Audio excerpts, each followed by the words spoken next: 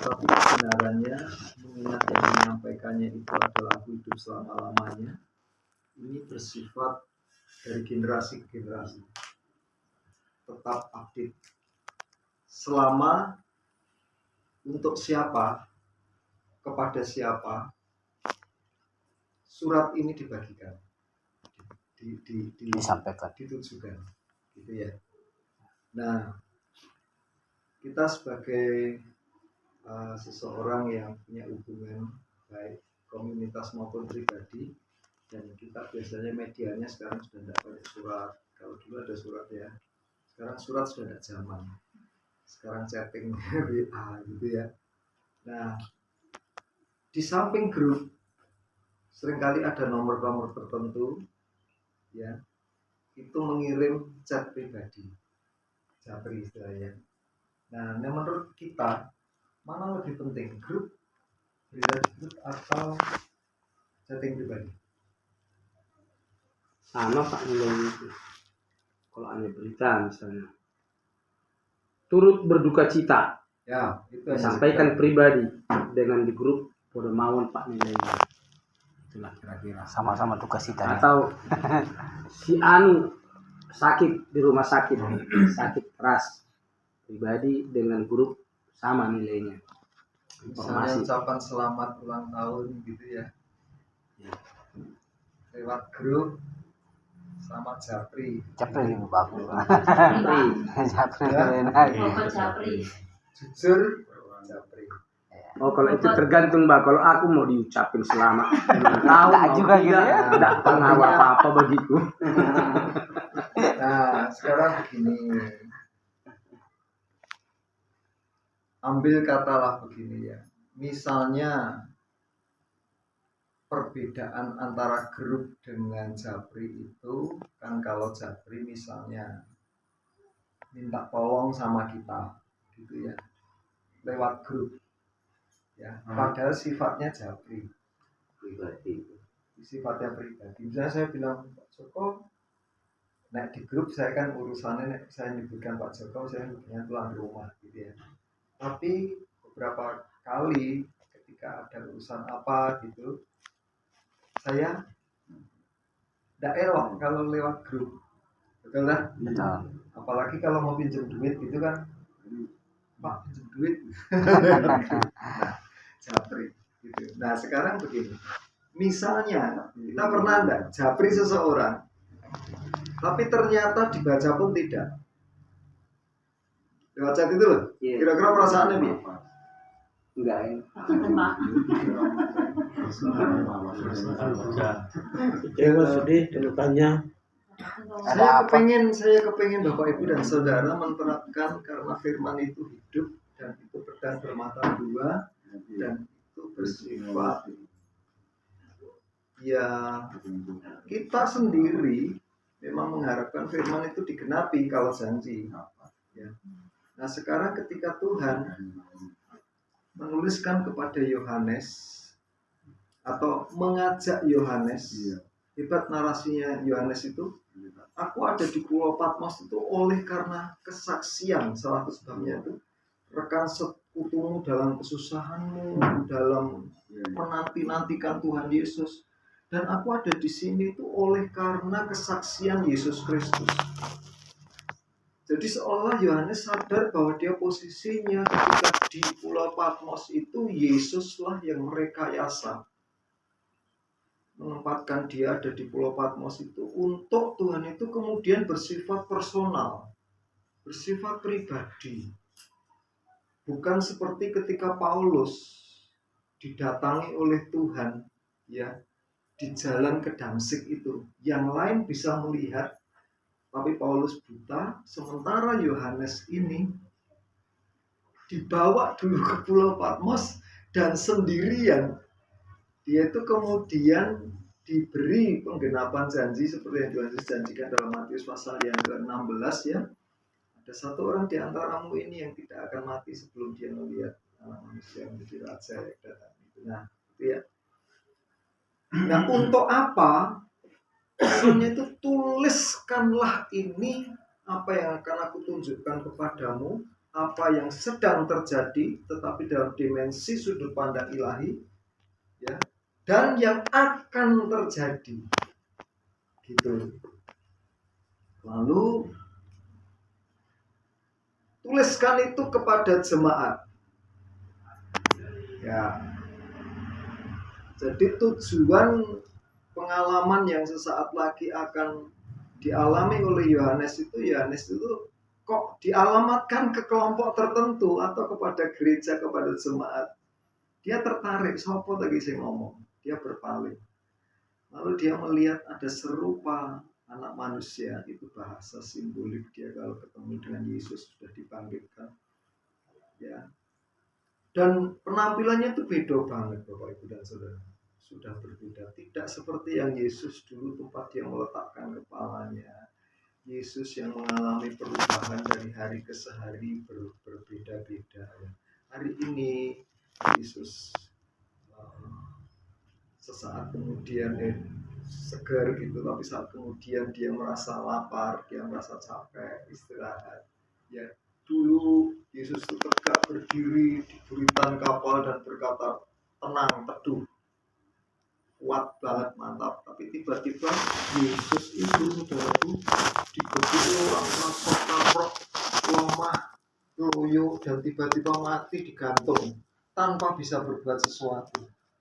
Nah, artinya apa? Makanya Paulus itu berkata, dulu aku menilai kalian itu seperti Yesus secara manusia, tapi sekarang tidak lagi.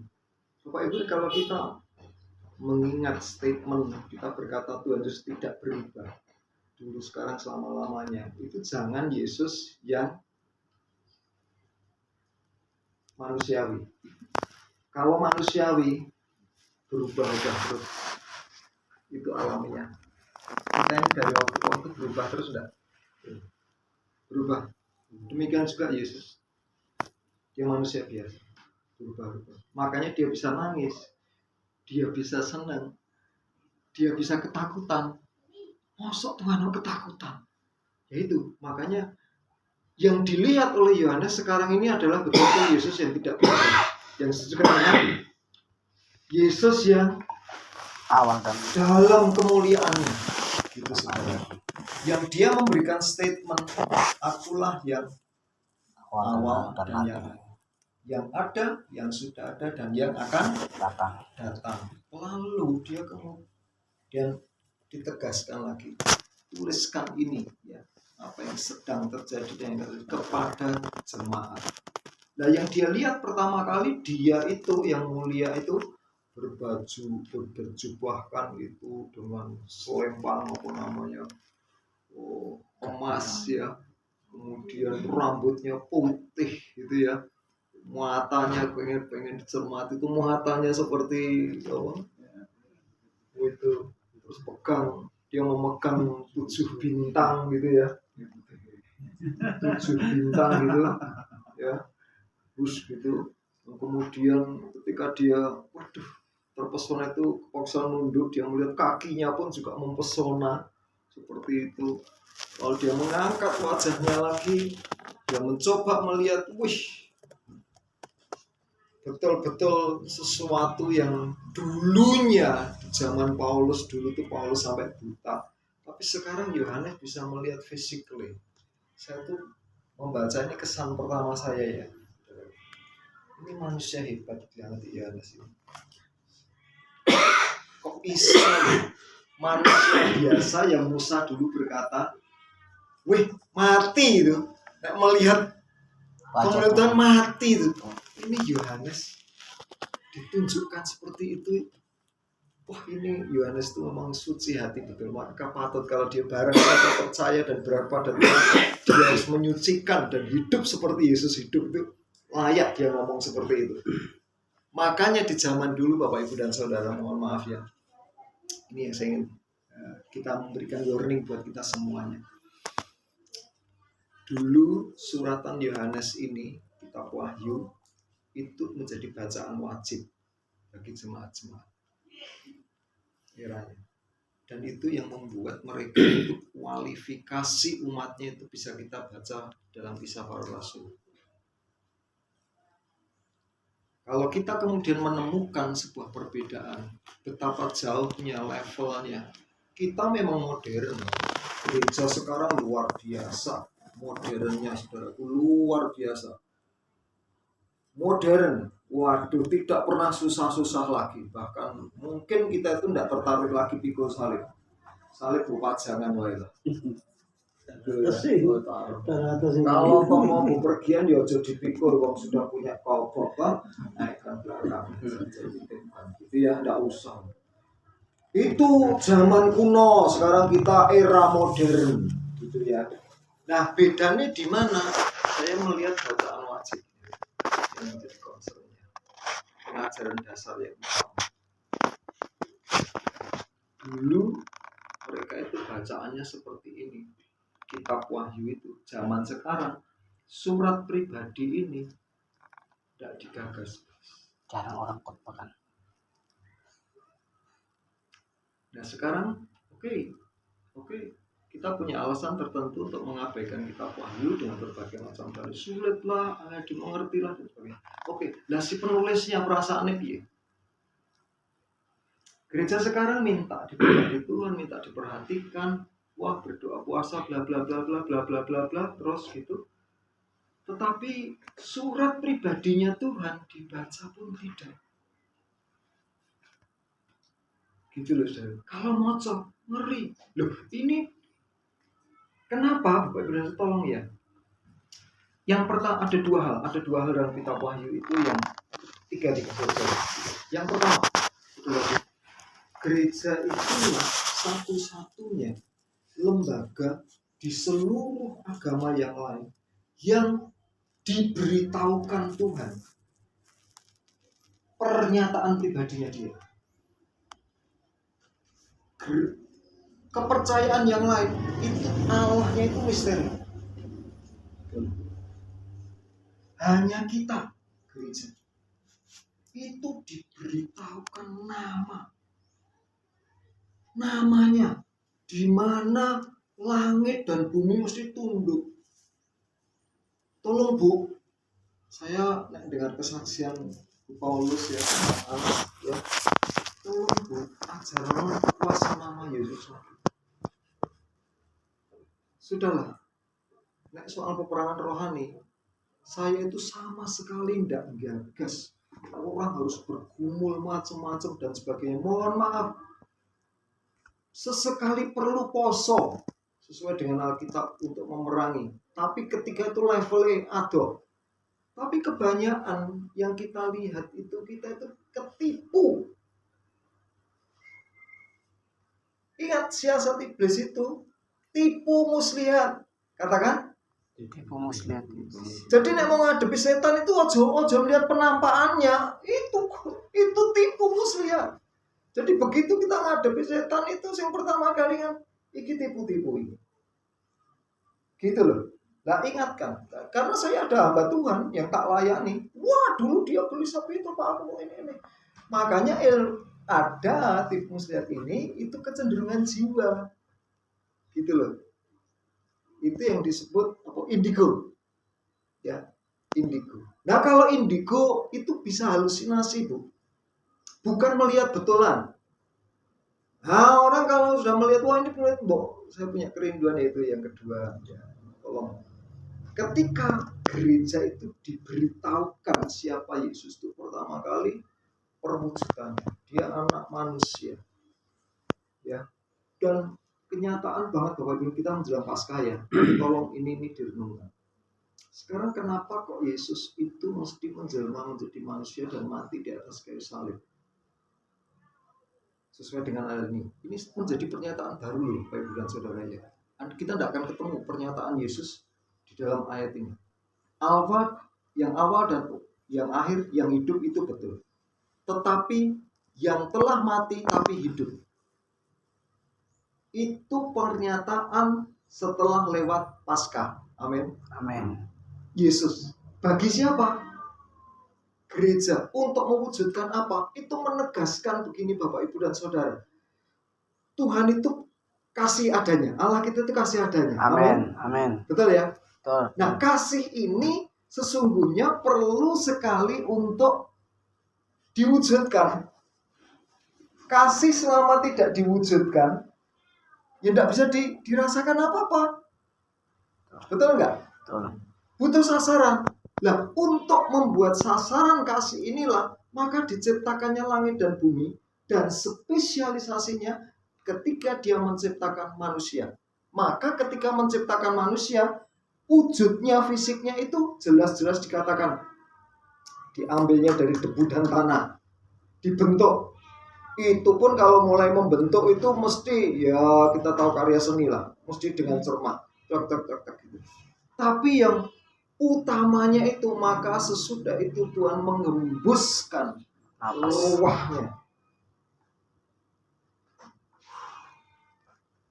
Untuk apa? Maka makhluk ini diciptakan serupa dengan gambarannya, yaitu makhluk yang bisa mengenali kasih. Amin. Amin. Sebab kepadanya lah ketika Tuhan menciptakan segala sesuatu dan bekerja dan mati di atas salib, karena begitu besar kasih Allah akan dunia. Nah sekarang oleh kasih itulah Bapak Ibu, dia itu kepengen menyatakan dirinya pada kita. Kristen lah yang memperoleh gambaran itu. Jelas, yang agama lain tidak jelas. Tidak jelas. Boleh ditanya, tidak jelas. Kita ini lah yang tahu, kita bisa memalui. Orang lain masih misteri, kenapa Yesus kok disebut Tuhan? Buat kita tidak ada konflik lagi. Sudah, ya itu. Amin. Amin. Namanya kita menjadi saksi. Namanya dahsyat dan ajaib. Amin. Amin. Amin. Nah itu makanya saya katakan nama yang sesungguhnya berkuasa itu tolong ajarkan. Wes, saya berkali-kali ngomong pada jemaat, ojo nek ngundang pendeta ya nek mau masalah kerasukan ya. Sebab Yesus itu milikmu apa bukan? Bismillah. Nama Yesus itu berarti tidak untuk kamu sendiri. Nah begitu berarti ya sudah selesai. Sebutan nama Yesus, setan mesti minggat. Amin. Amin. Maaf Bapak Ibu dan Saudara, kita ini terlalu banyak memperhatikan seperti orang-orang Tony Daud yang paling banyak merusak iman kita di dalam kasanah pemahaman iblis itu bukunya Mukendi. Itu soal pengganti firman Tuhan tentang peperangan rohani. Saya bilang orang cocok iblis sekarang Alkitab. Anda bisa mengcompare, ayo bukunya Mukendi sama Alkitab. Mana lebih hebat Mukendi sama Rasul Paul Petrus? Saya tidak setuju Mukendi itu. Ini dari dukun ini Bapak Ibu dan Saudara. Dia tidak pernah melihat Tuhan ini, cuma melihat setan dok. Gitu loh ya. Nah Yohanes itu melihat Tuhan. Setuju katakan? Amin. Haleluya. Itu jadi yang kedua Bapak Ibu dan Saudara. Kepada gereja lah dinyatakan rahasia pekerjaan Tuhan. Apa yang akan Tuhan kerjakan? Kenapa hanya gereja? Karena dunia pasti menolak. Dunia kalau melihat, saya khawatir dengan gereja tidak baca kitab Wahyu itu sama saja menolak. Kenapa? Karena serba negatif kitab Wahyu itu. Saya ngomong sama anak saya, Pak Agus mau coba Pak. Tapi ngeri Pak mau coba. Mosok ngono to Pak.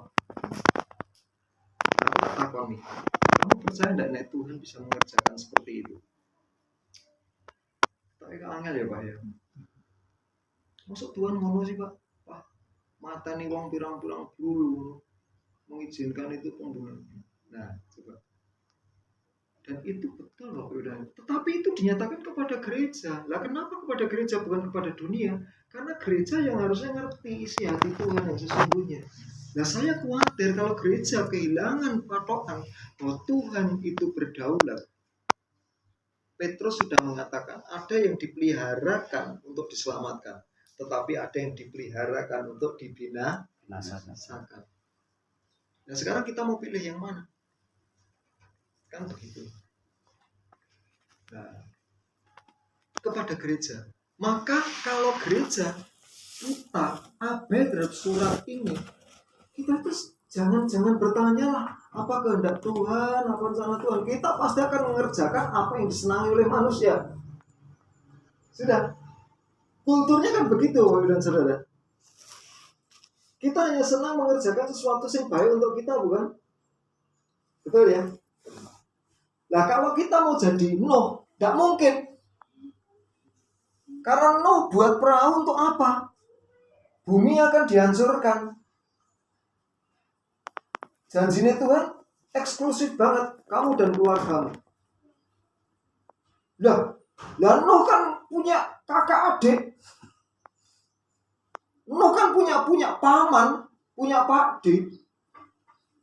Lah mau semuanya kayak mereka ngewangi meneh Bapak Ibu dan Saudara. Ngeri loh. Nah kita lebih senang, makanya itu ya dalam hal ini nanti kan lepas tuh pengangkatan aja deh gitu. Gitu. Tapi ketika melihat ini kenyataannya harus seperti ini, gak seneng loh Bapak Ibu. Kita ini seburuk-buruknya pasti kepengen ojo negatif lah, ojo pesimis, ojo negatif lah. Orang itu mesti optimis. Gitu saudaraku. Tetapi optimisnya kekristenan itu berbeda dengan optimismenya dengan orang dunia harus berbeda. Makanya Paulus berkata, yuk bangun, ubah cara berpikir kita, jangan serupa dengan dunia ini, tetapi biarlah kita mengerti kehendak Allah. Itu 2000 tahun yang lalu, tapi buat kita relevan sekarang ini. Kenyataannya mau tidak mau Bapak Ibu dan Saudara, sekarang kita milih kok tinggal. Kalau kita, saya ya terus terang, hari-hari ini sekarang saya merasa terlalu diistimewakan oleh Tuhan. Kenapa? Jadi gampang banget, enak banget boleh dikatakan penderitaan itu tipis. Jujur ya Bapak Ibu, penderitaan itu tipis banget. Kita itu masih gampang banget toleransi, bahkan kita ya dosa sudah istri rapopola gitu ya. Gitu, rapopo. Padahal kitab Ibrani mengatakan kita ini belum mencucurkan darah untuk bergumul menentang dosa. Nah sekarang teladan kita siapa? Kita mengangkat teladan kita itu adalah orang-orang yang sukses dengan cara apa saja, saudaraku. Dan itu yang mengganggu cara berpikir kita. Saya ngomong sama anak saya, mereka kan sudah mulai cenderung dewasa dan punya pilihan itu. Tapi saya bertanggung jawab. Papa engko delokas menghadap Tuhan lo ya. Kowe garek ini, kowe mesti kudu duwe konsep bener, nek ora kowe engko kegawa imanmu itu oleh karena kata orang. Nek kowe ora maca Alkitab. Dan Alkitab mana yang kamu baca? Gitu loh. Fondasinya itu Yesus. Nah, kamu kenal Yesus yang di Alkitab itu adalah Yesus yang menderita sampai mati di atas kayu salib dan sudah itu dia naik ke surga. Bukan Yesus yang membangun baik itu secara fisik. Saya katakan begitu. Nah, kamu yang dengarkan sekarang ini adalah para pendeta yang membangun gereja. Gitu loh. Betul enggak Bapak Ibu? Betul. Iya loh, kita sekarang mau terima Injil yang mana? Yang betul-betul firman Tuhan yang sungguh-sungguh harus kita ikuti itu yang mana? Kita kan mesti milih untuk iman kita. Wah, saya ketika dari waktu ke waktu, Pak dan Ibu akan merasakan. Setiap kali saya punya kesempatan memberitakan, Anda akan mengetahui bagaimana sesungguhnya Tuhan sedang membawa saya secara pribadi. Dan itu betul-betul saya baru merasa iya. Itu betul, Lot itu dulu menderita karena hidup di tengah-tengah seperti itu. Saya tuh sekarang ngerasa gereja itu kok malah ngesah ke pernikahan LGBT. Kita ini lebih jauh lebih buruk daripada Sodom dan Gomora. Jadi Tuhan anak roh itu, wah, nah Pak Antok menyusul LGBT itu rasanya, mulai cawan murka itu tenanan. Ini serius loh, ini tentang hidup kita loh, Bapak dan Ibu. Kita ini kan nanti pengen masuk surga loh. Penentunya kapan? Ya sekarang ini loh, pertanggung jawabannya kapan? Ya sekarang ini loh ya. Jadi ya mohon maaf, saya kemarin itu sangat prihatin. Saya sampai ngomong sama istri saya, wah mungkin aku mengecewakan Pak Robert Lee ya, karena saya duduk di bangku deretan kedua. Karena saya terus terang kemarin gestur saya ketika mendengarkan beliau, maaf Bapak, berapa dengan hadir ya, saya berharap Anda cocok dengan saya. Itu saja bukan untuk kita hamba Tuhan ya, berita itu. Ya, betul. Gak cocok. Masa Anda tuh diajarin integritas ini? Level kita itu udah di atasnya itu loh ya. Amin. Nek masih diajar itu apalagi